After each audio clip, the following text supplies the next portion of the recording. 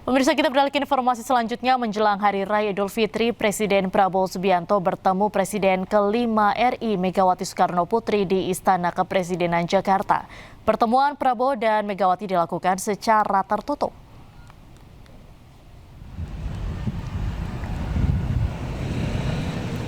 Kendaraan yang diduga membawa Megawati Soekarno Putri keluar dari pintu utama Istana Merdeka atau depan Monumen Nasional. Pertemuan dua tokoh besar dalam sejarah politik Indonesia ini dilakukan secara tertutup. Meskipun pembicaraan belum terungkap, pertemuan ini tidak berdiri sendiri. Sebelumnya Presiden Prabowo juga mengundang Presiden ke-6 Republik Indonesia Susilo Bambang Yudhoyono, Presiden ke-7 Joko Widodo, Wakil Presiden ke-10 dan 12 Yusuf Kala, Wakil Presiden ke-11 Budiono, dan Wakil Presiden ke-13 Ma'ruf Amin. Pertemuan Presiden Prabowo dengan para mantan presiden dan wakil presiden tersebut membahas sejumlah isu, mulai dari geopolitik dunia dan kondisi dalam negeri.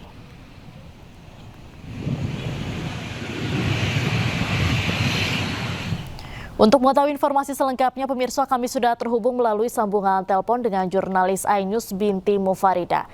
Selamat siang, Binti. Iya, Diandra. Baik, Binti, bisa diceritakan apakah ada informasi soal pertemuan antara Presiden Prabowo dan Ibu Megawati ini membahas soal apa? Presiden Prabowo Subianto tadi telah melakukan pertemuan dengan mantan Presiden ke-5 RI Megawati Soekarno Putri.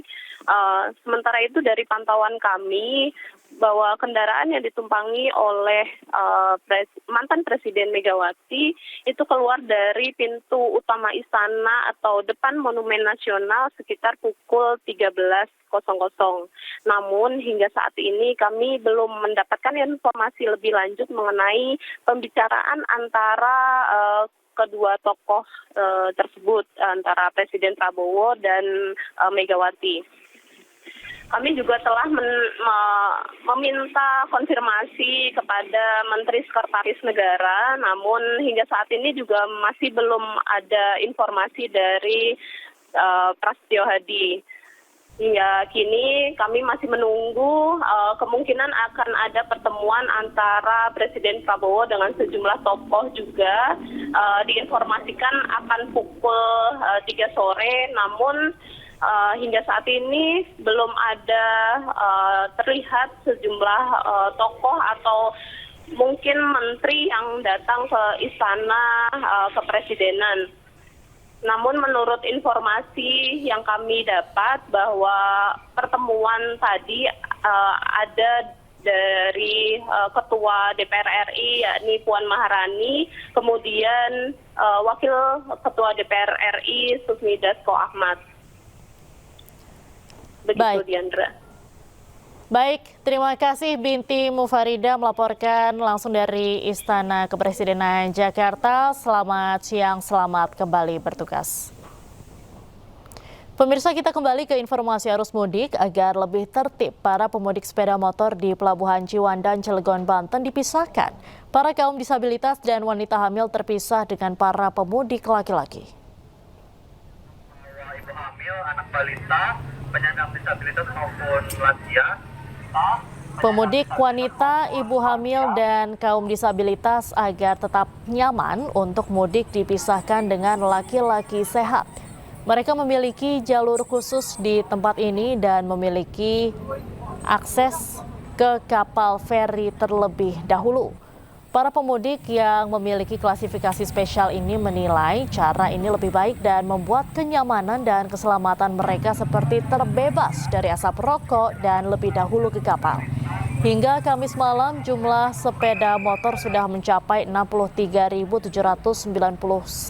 unit kendaraan dan jumlah truk mencapai 13.104 truk yang telah diseberangkan ke Pulau Sumatera.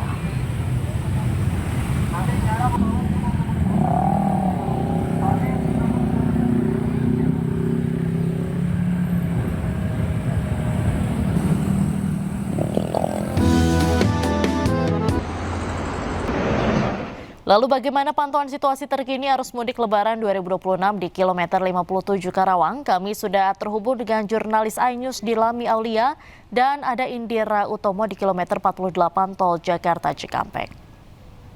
Selamat siang rekan-rekan, saya ke Dilema terlebih dahulu. Dilami, apakah nampak ada kepadatan kendaraan di kilometer 57?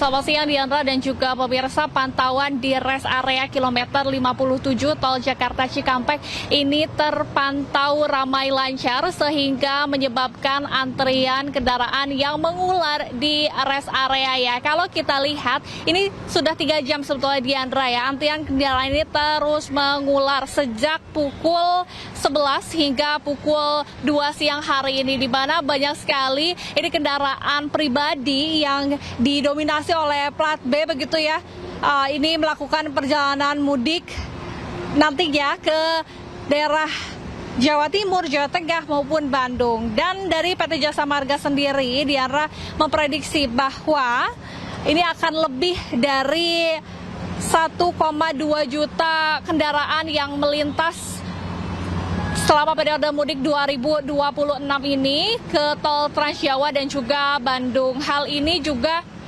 kalau misalnya dilihat secara langsung betul adanya begitu ya Diandra, karena rest area di 57 ini jadi tempat istirahat bagi para pemudik yang lelah dan merasa butuh istirahat, karena rest area kilometer 57 memiliki fasilitas yang lengkap, mulai dari banyak titik posko peristirahatan, toilet, bahkan dari pihak petugas mengungkapkan selama periode mudik 2026 ini juga banyak sekali toilet portable yang disiagakan bagi para pemudik yang ingin ke toilet begitu ya. Kemudian juga ada musola dan banyak restoran ya di sini Diandra, sehingga kalau melihat jam-jam ramai dari rest area ini terjadi pada saat buka puasa, yakni pukul 5 hingga pukul 6 sore hari, kemudian juga pada jam 3 dini hari ya saat sahur begitu Diandra, ini jadi titik teramai.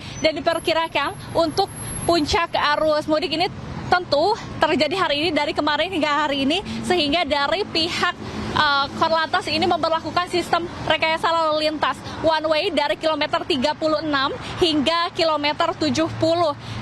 Maksud kami kontraflow ya Diandra dan juga pemirsa. Kalau untuk one way nasional ini dari kilometer 70 hingga kilometer 414 gerbang tol Kalikangkung, kemudian dilanjutkan dengan one way lokal dari kilometer 414 hingga 460 yakni Semarang Solo. Nah, kalau kita lihat Diandra ya, ini banyak sekali memang pemudik yang membawa keluarga mereka untuk sengaja pulang ke kampung halaman di periode mudik mudik 2026 ini. Kembali ke Diandra. Terima kasih Dilami Aulia melaporkan langsung dari rest area kilometer 57. Selanjutnya kita menuju ke kilometer 48 tol Jakarta Cikampek. Indira, bagaimana pantauan lalu lintas sejauh ini?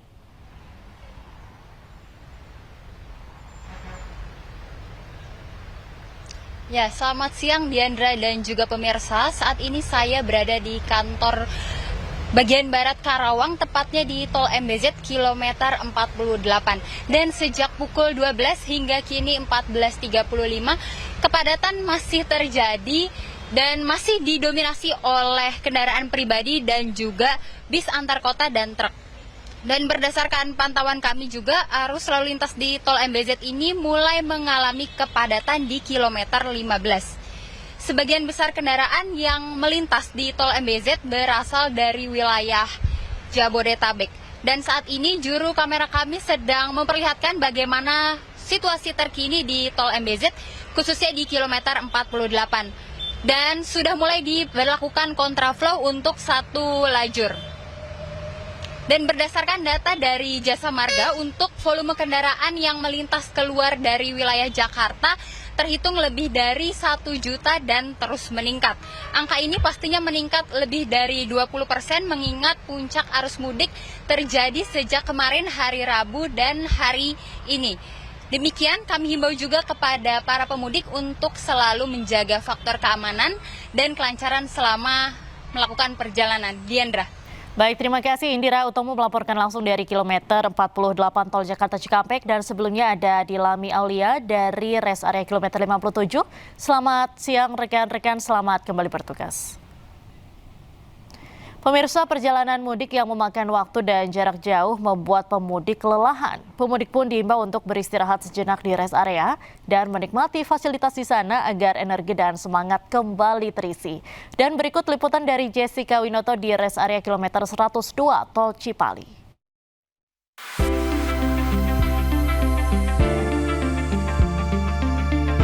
Ya pemirsa, melaporkan langsung dari rest area kilometer 102A, terpantau volume kendaraan semakin meningkat menjelang Hari Raya Idul Fitri. Kami himbau bagi Anda yang melakukan perjalanan arus mudik pada tahun ini dapat memastikan kendaraan Anda dalam kondisi prima, dan juga bila mana Anda sudah mulai merasa lelah dan juga ngantuk, segera mencari rest area terdekat Anda untuk beristirahat sejenak seperti di rest area tempat saya melaporkan saat ini. Anda juga di rest area ini dapat menikmati berbagai fasilitas booth yang ada di sini. Dan untuk mengetahui apa saja sih sebenarnya yang diberikan, fasilitas apa saja yang ada di sini, saya sudah bersama dengan salah satu pemudik yang sedang mengikuti atau menikmati fasilitas dari booth yang disediakan di rest area kilometer 102A, tepatnya di booth minuman bersoda yang terkenal sekali. Halo Teteh, Teteh namanya siapa? Hai, Desi Mbak. Oke. Iya. Teh, aku mau tanya untuk Teteh asalnya dari mana dan mau mudik kemana sih? Oke, aku dari Bandung Mbak, mau mudik ke Cirebon. Teh mau tanya juga dong, ini kan kelihatannya Teteh habis ngikutin activity gitu ya dari salah satu booth yang ada di sini. Boleh nggak sih dikasih tauin activity aja apa aja yang udah diikutin? Oh gitu ya, aku tadi lagi lewat tuh, kebetulan ada nengnya ya, sebagainya nawarin gitu ya. Terus kayaknya cocok nih, bentar lagi kita mau buka puasa nih. Jadi aku beli ini buat nanti buka puasanya aku, terus nanti makan dulu sebentar di sini gitu. Dan ini udah pasti favorit saya, seger nih nanti buat buka puasa. Seger nah ya. ya, selain itu juga nggak tahu tuh tadi mbaknya suruh main apa sih, gacha ya. Iya, main gacha, dapat lagi nih hadiah. Jadi selama di perjalanan aku bisa dengerin musik asik, nggak kerasa tahu-tahu nyampe Cirebon gitu aja. Baik, terima kasih Teh Desi. Oh iya, Atas waktunya silakan melanjutkan aktivitas untuk beristirahat sebentar sebelum melakukan perjalanan kembali ya. Oke, baik, terima kasih. Siap. Oke, makasih Ibu. Oke, baik pemirsa, kami himbau untuk melakukan perjalanan yang sangat jauh dari tempat Anda tinggal dan menuju tempat kampung Anda, dapat memperhatikan kondisi kendaraan Anda dalam kondisi yang prima dan juga kesehatan Anda yang dalam kondisi yang baik, sehingga terhindari dari hal-hal yang tidak baik, hal-hal yang tidak diinginkan untuk terjadi, sehingga Anda dapat sampai ke tempat tujuan Anda dengan selamat dan tidak kurang suatu apapun. Dari rest area kilometer 102A, Cipali, Jawa Barat, Jessica Winoto, Leman News melaporkan.